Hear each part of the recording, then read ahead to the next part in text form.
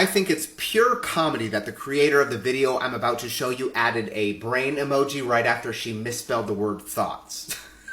But I'm sure she put a lot of though into this post, so let's take a listen. Today we're going to talk about how the phrase, "I don't have time," is not a thing. It's not a thing. What's that? You only get 5 hours of sleep because you work 10-hour shifts and go to college part-time to try to provide for your 3 kids who you raise by yourself? Didn't you know? Not having time is not a thing.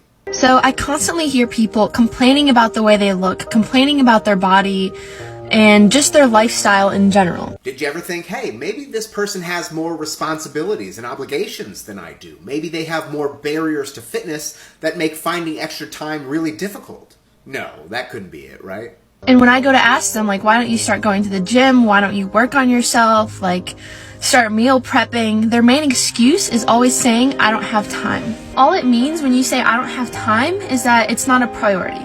Look, am I saying that nobody can find a little extra time in their day? Of course not. Many people can, but many people also cannot. And I'm anxiously awaiting the death of the stereotype that anyone who struggles with their weight is lazy and doesn't care about their health. Next time, why don't you start by giving them the benefit of the doubt and assume that time is a real issue for them before you just shit on them and tell them that they don't actually care about themselves. So we all have 24 hours in a day. I have 24 hours in a day. You have 24 hours in a day.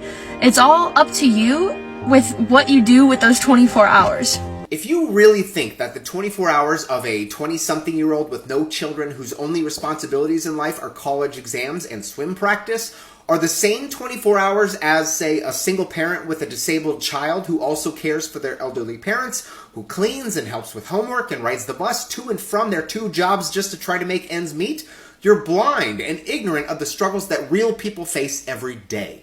In the end, it's all about what you prioritize and what you really want to work on. So stop saying, "I don't have time." Just say that it's not a priority and say that you just don't care about bettering that aspect of your life. That final sentence you just said screams superiority complex. Do you actually want to help the people who you claim constantly complain to you, or do you just want them to admit to you that they're not willing to do what you do because that makes you feel like you're better than them?